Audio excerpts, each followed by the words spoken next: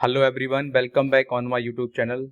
तो स्टूडेंट्स देखिए, आज के टॉपिक में हम 10th क्लास की जो सेकंड पोम है fire and ice composed by Robert Frost को सीखेंगे। तो आइए स्टूडेंट्स टॉपिक को शुरू करते हैं।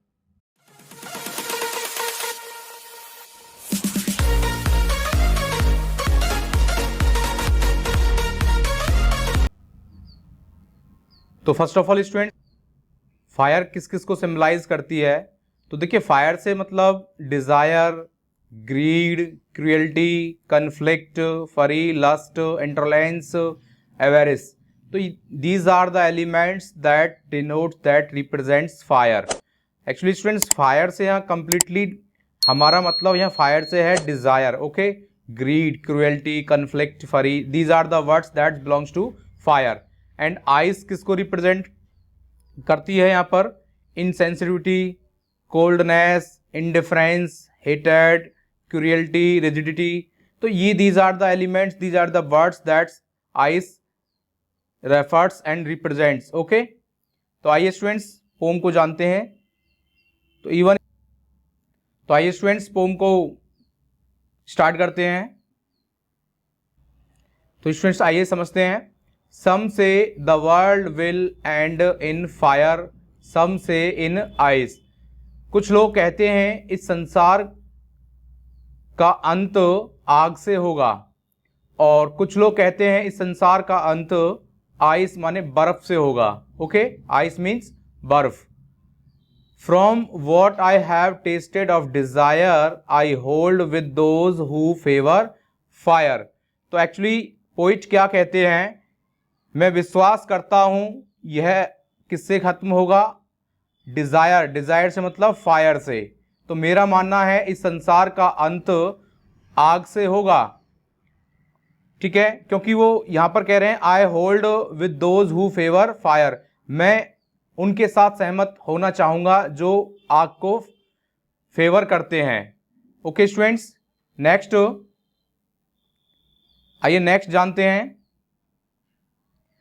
But if it had to perish twice, अगर इस वर्ल्ड, इस संसार का खात्मा, इसका अंत अगर दो बार होता है, तो I think I know enough of hate to say that for distraction ice is also great and would suffice. तो क्या कहते हैं आगे देखिए, अगर इस संसार का अगर इसको दो बार खत्म होना पड़े इस वर्ल्ड को, तो मेरे विचार से बर्फ भी विनाश के लिए एक अच्छी है और काफी रहेगी। तो इस जो बर्फ है, आइस है, इस संसार के खत्म अंत के लिए बर्फ भी क्या है? अच्छी रहेगी और पर्याप्त रहेगी, ओके स्टूडेंट्स। ये 2 स्टेंजा हैं इस पोम के, आप देख सकते हैं। फर्स्ट वन ये है आपका। इसमें यहां पर पोइट ने फायर के बारे में बताया है कि संसार का अंत फायर से होगा। तो और इससे पहले स्टूडेंट्स मैंने आपको बताया है फायर से मतलब यहाँ डिजायर है, grid, cruelty, conflict, fury, lust, intolerance, एवेरिस। और आइस से यहाँ पर देखिए, आप देख सकते हैं insensitivity, coldness, indifference, hated, cruelty, rigidity. तो ये these are the elements that represents fire and ice, okay. तो स्टूडेंट्स आइए अब इसकी पोएटिक डिवाइसेस को जान लेते हैं। तो फर्स्ट वन राइम स्कीम। तो स्टूडेंट्स जो स्टेंजा फर्स्ट है उसकी राइम स्कीम है ए बी ए ए, और स्टेंजा जो सेकंड है उसकी राइम स्कीम है ए बी ए। तो आइए कैसे हैं आप इस चीज़ को समझने की कोशिश करें। तो फर्स्ट ऑफ ऑल स्टूडेंट्स इसको यहाँ से इरेज करते हैं, क्योंकि तभी हम समझ पाएंगे राइम स्कीम को अच्छे से। अभी देखिए फर्स्ट वन, तो फायर को हम यहाँ ए मानेंगे और आइस को यहाँ पर हम बी मानेंगे। फायर और डिजायर के साथ राइम्स हो रहा है तो इसको फिर से ए मानेंगे, और फायर फिर से है तो इसको ए मानेंगे। तो ए बी ए। तो इसकी जो फाइनली राइम स्कीम बनी फर्स्ट स्टेंजा की, क्या बनी? ए बी ए, ठीक है स्टूडेंट्स। इसके बाद सेकंड जो स्टेंजा है उसकी राइम स्कीम क्या होंगी उसको भी समझ लेते हैं, आइए। तो देखिए यहां पर ट्वाइस ए, हेट को हमने बी मानेंगे क्योंकि इसके साथ इसका कोई मैच नहीं हो रहा है। हाँ, आइस का ट्वाइस के साथ मैच हो रहा है इसलिए इसको ए मानेंगे। हेट का ग्रेट के साथ मैच हो रहा है, और सफाइस, सफिस, सफिस है आपका, तो सफिस आपका किसके साथ मैच कर रहा है, ए के साथ। तो इसकी जो राइम स्कीम होगी क्या होगी, ए बी ए सॉरी यहाँ जो ये है ना, ये बी मानेंगे इसको, तो A B A B A B A B A. Okay students, जैसा कि मैंने आपको फर्स्ट राइम स्कीम बताया है, तो A B A B A B A. और दूसरा स्टूडेंट्स इसमें क्या है, सिंबॉलिज्म है। अब ये सिंबॉलिज्म किस प्रकार है आप खुद देख सकते हैं। फायर को सिंबलाइज किया गया है डिजायर से, और जो कि एक ह्यूमन इमोशंस हैं, जैसे कि लस्ट, फरी, क्रुएल्टी, ग्रीड, ये सब क्या है, फायर को रिप्रेजेंट करते हैं। आइस को किससे सिंबलाइज किया गया है, हेटेड, नफरत से, ठीक है। Will, cold feelings of human such as rigidity, jealousy, indifference, intolerance, ये ऐसे वर्ड्स हैं जो कि नफरत और आइस को रिप्रेजेंट सिंबलाइज करते हैं। थर्ड पोएटिक डिवाइस है पर्सोनिफिकेशन। तो इन दिस पोम देख सकते हो आप, fire and ice are capable to destroy the earth. Actually students जो पर्सोनिफिकेशन होता है, personification is to assing human quality to non living things. तो हम किसी नॉन लिविंग थिंग्स को एज ए ह्यूमन क्वालिटीज में रिप्रेजेंट करते हैं, उसी को पर्सोनिफिकेशन कहते हैं। तो यहाँ पर फायर एंड आइस को एक तरह से क्या माना है, एक ह्यूमन इमोशंस मान करके यहाँ पर रिप्रेजेंट किया है, और ये क्या करेंगे, डेस्ट्रॉय द अर्थ, ठीक है। एक्चुअली ये फायर एंड आइस अर्थ को डेस्ट्रॉय नहीं करेंगे, ह्यूमन के जो इमोशंस हैं, फायर का मतलब डिजायर, आइस का मतलब हेट, तो ये दोनों ही ह्यूमन क्वालिटीज, इमोशंस हैं, तो वही इस अर्थ को डेस्ट्रॉय करेंगे, खत्म करेंगे। तो इसलिए यहाँ पर पर्सोनिफिकेशन दिया गया है। इसके बाद देखिए एनाफोरा। तो स्टूडेंट्स एनाफोरा आप देख सकते हैं, मैं बता देता हूं पहले एनाफोरा के बारे में। एनाफोरा कहाँ होता है, anaphora is the repetition of a word और expression at the start of two और मोर लाइन्स। तो कंजुगेटिव लाइन्स के अंदर इसका यूज होता है। किस प्रकार है आप देख सकते हैं स्टूडेंट्स, एनाफोरा देखिए, यहाँ फर्स्ट लाइन के अंदर सम से वर्ड आया हुआ है, और यहाँ सेकंड लाइन के अंदर भी सम से वर्ड आया हुआ है। तो इवन ये क्या है, हम इसको वर्ड या फ्रेज कह सकते हैं। तो इवन ये यहाँ पर इसका यूज हुआ है, यहाँ तो हुआ ही है, और नेक्स्ट लाइन में भी स्टार्टिंग में सेम वही वर्ड, यहाँ पर वही फ्रेज का यूज किया गया है। तो एग्जैक्टली जब भी किसी सेम वर्ड या फ्रेज का नेक्स्ट लाइन के अंदर, न्यू लाइन के अंदर यूज हो, तो वहां पर एनाफोरा होता है। एलिट्रेशन देखते हैं, alliteration the sound of S in some से के अंदर स्टूडेंट देखिए एस से यहाँ पर देखिए एस, सम में भी एस से स्टार्ट हुआ है और से के अंदर भी एस है, तो ये दोनों ही वर्ड आपके एस से स्टार्ट हुए हैं, ठीक है, एस लेटर से।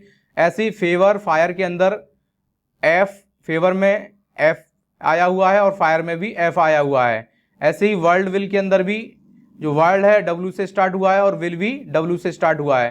तो तब भी जब भी कोई word, different words same letter से स्टार्ट हो, तो वहां पर एलिट्रेशन होता है। सिक्स्थ वन है एजोनेंस।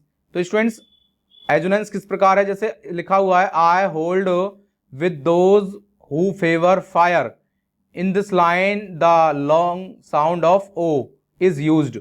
आप देख सकते हो होल्ड के अंदर भी ओ है, दोज के अंदर भी ओ है, और हु के अंदर, फिर फेवर के अंदर। तो इस तरह से स्टूडेंट्स यहाँ पर ओ का बार बार रिपीटेशन हुआ है, एक वॉल्स का। तो जब भी किसी वॉल्स का रिपीटेशन हो बार बार एक ही लाइन के अंदर, तो वहां पर आपका एजोनेंस होता है। Okay students, next poetic device देखिए, सेवेंथ वन है इंजाममेंट। स्टूडेंट्स इंजाममेंट कहाँ होता है, एग्जैक्टली जब मैंने आपको बताया इंजाममेंट वहां होता है जब कोई भी पंचुएशन मार्क यूज नहीं होता है। तो इस पोम के अंदर आप देख सकते हैं एक लाइन लिखी हुई है, from what I have tested of desire I hold with those who favour fire. तो स्टूडेंट्स यहाँ देखिए जो फर्स्ट लाइन है, from what I have tested of desire. अब जो डिजायर वर्ड है इसके बाद कोई पंचुएशन मार्क नहीं दिया है, ना तो कोई फुल स्टॉप है, ना क्वेश्चन मार्क है, ना कोई कॉमा है, तो डायरेक्टली सीधा सेकंड लाइन को स्टार्ट कर दिया है। तो स्टूडेंट्स यहाँ पर आपका इंजाममेंट होगा। Okay students, next poetic device है मेटाफर। तो मेटाफर का यूज कंपैरिजन के लिए होता है। अब यहां देखिए, the poet has used the terms fire and ice. Metaphors for the human emotions. Actually यहाँ पर फायर एंड आइस को स्टूडेंट्स उसने पोइट ने ह्यूमन इमोशन से कंपेयर किया है, रिलेट किया है, ठीक है। डिजायर एंड हेट को ह्यूमन इमोशंस के अकॉर्डिंग ह्यूमन इमोशन से उसको कंपैरिजन किया है, तो यहाँ पर इसलिए मेटाफर होगा।